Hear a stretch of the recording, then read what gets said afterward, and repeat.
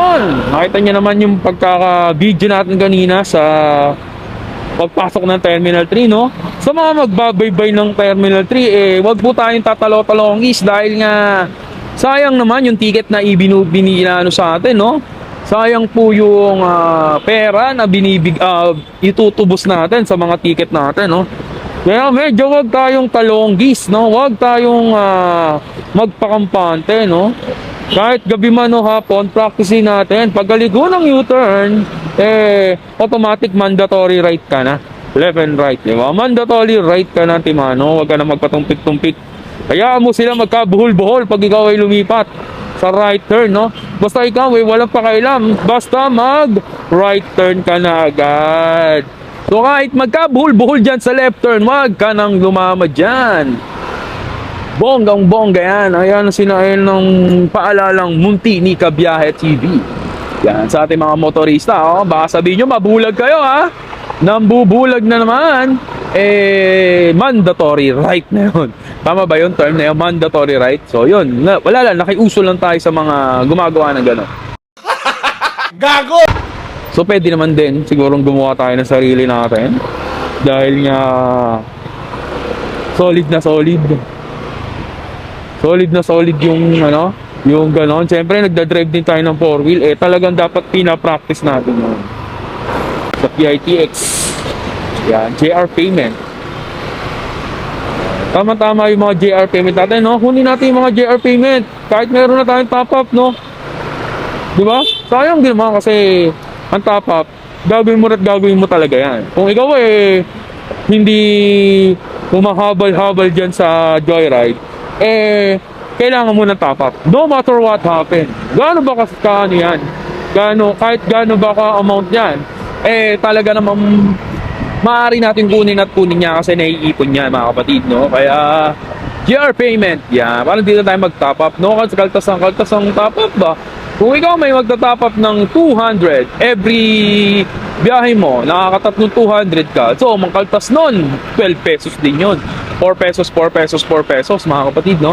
Kaya medyo mahirap din nung wala kang top up talaga na pondo. So, pagka meron kang maganda-ganda, Timano, kunin mo na kahit meron ka pang top up, no? Para hindi ka maubusan. Yan. Siyempre, sa mga nag-i-incentive ng 60, mabuhay tayo lahat, no? Sana makuha natin yun, no? Kahit hindi natin masyadong gino-goal. Pero malaking bagay yun talaga, no? Kasi top up na din yun talaga namang napaka-solid, di ka na magka-top up. Yan.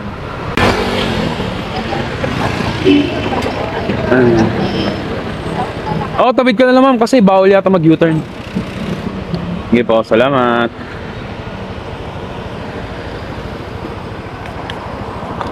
Shower cup, ma'am.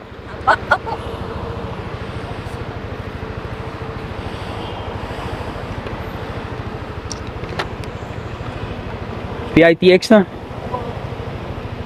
Gate 3. Ay, gate 6. Sige, ma'am. Kaya ba? Meron tayong paraan pag hindi mo kaya. Oo nga.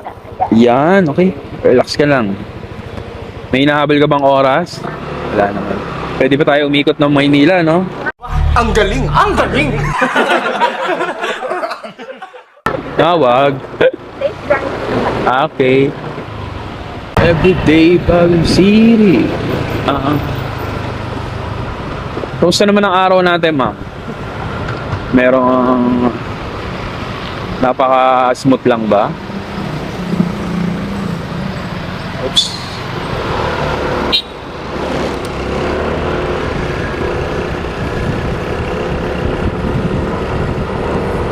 Araw-araw ba nagjo-joyride, ma'am? So, ibig sabihin araw-araw tong gantong uwi mo? Hindi, I mean ngayon. Yan sa PITX, sakay ka pa ng bus. Cavite ka pa. So, araw-araw Cavite. Ganon. Sa bagay, mura lang din naman, no?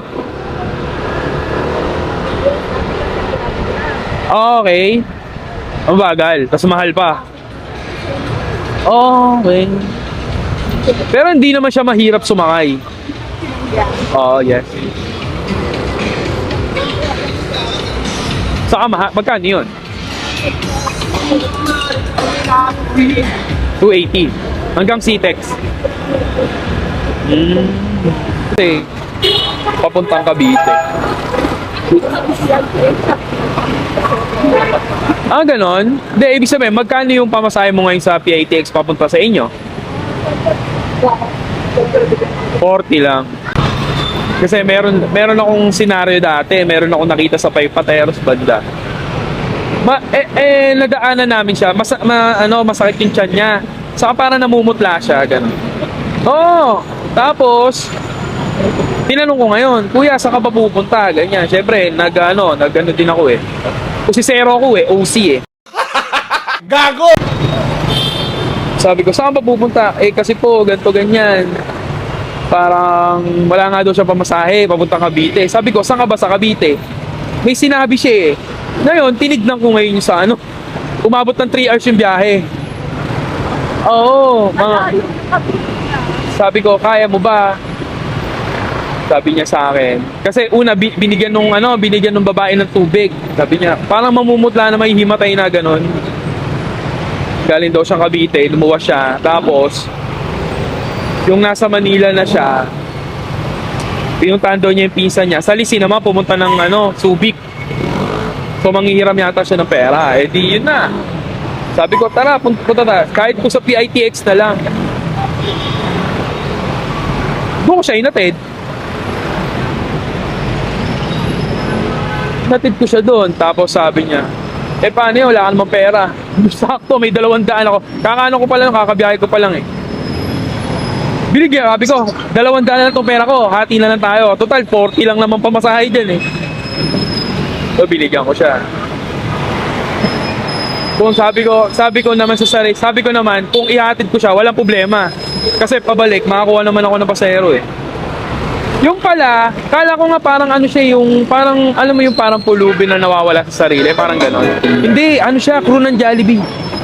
Crew siya ng Jollibee. Oo, mag-renew siya ng medical dito sa, dito sa Manila.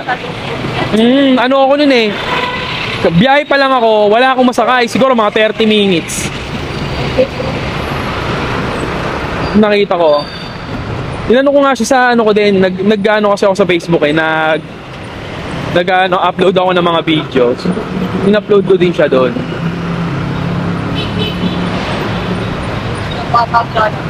Pero kung sinabi niya na hindi niya na kaya na willing ako ihatid siya. Kasi antimano, may makukuha naman ako pabalik. Ang problema, medyo malayo lang talaga yon. 3 hours ang ko sa Waze eh. Ayaw ko kung San Alfonso. Hindi ko alam kung anong. Parang ganun yung niya eh. So, winace ko siya, mga 3 hours. Sabi niya, kahit sa PITX na lang po. Eh, magkano ba pera mo? May nagbigay kasi sa akin nga. Kasi simula pinagbuhatan. Alam mo yung pinagbuhatan, ma'am? Pasig. Pasig. Papuntang Pateros dito sa may malapit sa Ususan. Yes. Nilakad niya 'yon. Wala. Hindi pa siya kumakain. Kaya namumutla. Tapos nung nakasakay na, bigyan ng tubig eh. Yun eh, masmasan. Siguro. Pero wala akong pumapasok na biyahe mga 30 minutes. Wala. Siguro, dun nga siguro yun.